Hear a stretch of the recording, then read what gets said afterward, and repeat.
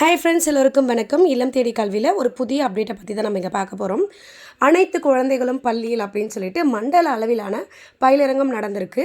இன்று நீ களமாடு என்பது தான் பார்த்திங்கன்னா முக்கிய கரு. அதாவது பள்ளி செல்லாமல் இடையில் நின்ற குழந்தைகளை அவங்களோட பெற்றோர்களை தேடி கண்டுபிடிச்சி அவங்கக்கிட்ட பார்த்திங்கன்னா ஒரு கவுன்சிலிங் மாதிரி கொடுத்து அந்த குழந்தைங்கள பள்ளியில் சேர்க்க வைக்கிறது தான் நம்மளோட முக்கிய பொறுப்பு.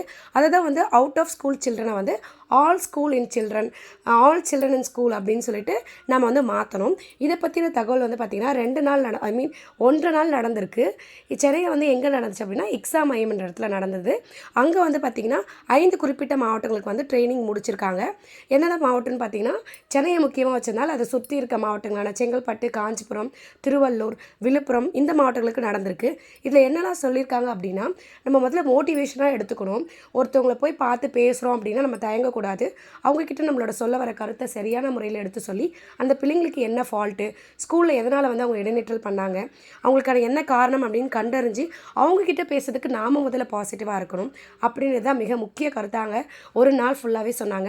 அடுத்த நாள் பார்த்திங்கன்னா அரை நாட்கள்லாம் நடந்துச்சு. அந்த அரை நாட்களில் என்ன சொன்னாங்க அப்படின்னா டிபேட் மாதிரி வச்சாங்க. பட்டிமன்றம் மாதிரி நல்லா சிறப்பாக பேசினாங்களா அப்படின்னு சொல்லிட்டு. முக்கியமாக பார்த்திங்கன்னா களத்துக்கு போகிற நாம் எப்படிலாம் பாசிட்டிவாக இருக்கணுன்றது தான் ஒரு நாள் ஃபுல் ட்ரைனிங்கே. அடுத்த நாள் பார்த்திங்கன்னா கலைஞர் மகளிர் உரிமை தொகைக்கு ஒரு சாம்பிள் ஆப் கொடுத்தாங்க இல்லையா, அந்த மாதிரி ஒரு ஆப் கொடுத்து அதில் டெக்னிக்கல் ஃபால்ட் இல்லை டவுட்ஸ் இருந்தால் கிளியர் பண்ணிக்க சொல்லி கேட்டாங்க. அதில் பார்த்திங்கன்னா 13 கொஸ்டின்ஸ் இருக்கும்.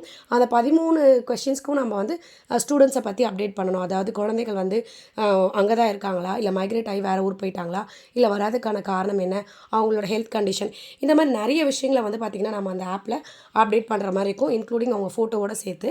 சம்பளம் பார்த்திங்கன்னா ஒரு நாளைக்கு 400 ரூபான்னு சொல்லியிருக்காங்க.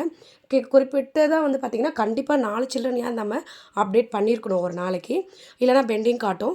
அடுத்தது பார்த்திங்கன்னா ஜூலை 24 ஆரம்பித்து ஆகஸ்ட் எண்டு வரைக்கும் வேலை இருக்கும்னு சொல்லியிருக்காங்க. இதுதான் பார்த்திங்கன்னா இப்போதைக்கு கிடச்சிருக்க இன்ஃபர்மேஷன்ஸ்.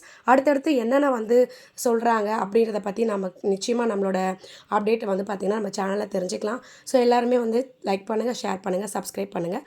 தேங்க்யூ.